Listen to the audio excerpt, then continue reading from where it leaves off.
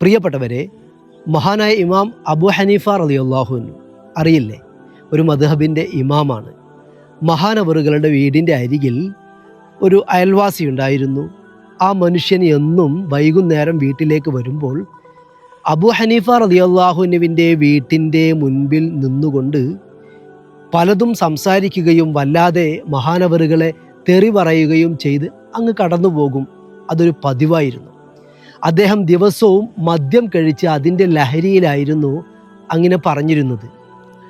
ഒരു ദിവസം മഹാനവറുകൾ തൻ്റെ വീട്ടിൻ്റെ മുന്നിൽ അങ്ങനെ നിന്ന് തന്നെ തെറി പറയുന്ന ആ അയൽവാസിയെ കാണാതെ വന്നപ്പോൾ അദ്ദേഹം പരിസരത്തുള്ള തൻ്റെ സുഹൃത്തുക്കളോട് തിരക്കി. അവർ പറഞ്ഞു, എന്തോ ഒരു അടിപിടി കേസിൽ പെട്ടുകൊണ്ട് തടവിൽ ആണ് എന്ന്. ഉടനെ മഹാനവറുകൾ ബന്ധപ്പെട്ടവരുടെ അരികിൽ ചെന്നുകൊണ്ട് ആ മനുഷ്യന് വേണ്ടി സംസാരിച്ച് അദ്ദേഹത്തിൻ്റെ സ്വന്തം ജാമ്യത്തിൽ ആ വ്യക്തിയെ പുറത്തിറക്കി.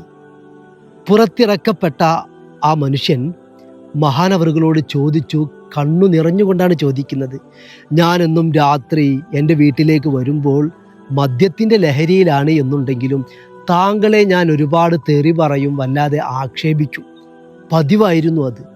പക്ഷേ ഈ ഒരു സമയത്ത് ഒരുപാട് സുഹൃത്തുക്കൾ എനിക്കുണ്ട്, പക്ഷേ എന്നെ സഹായിക്കാൻ ഞാനെന്നും തെറി പറയുന്ന താങ്കൾ മാത്രമേ ഉണ്ടായുള്ളൂ.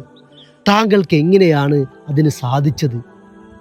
ഇത് ചോദിച്ചപ്പോൾ മഹാനവറുകൾ അവിടെ നിന്ന് പറഞ്ഞു, നീ എൻ്റെ ആരോ ആവട്ടെ, നീ എന്നെ എന്തോ പറയട്ടെ, എന്തൊക്കെയായാലും നീ എൻ്റെ അയൽവാസിയാണ്.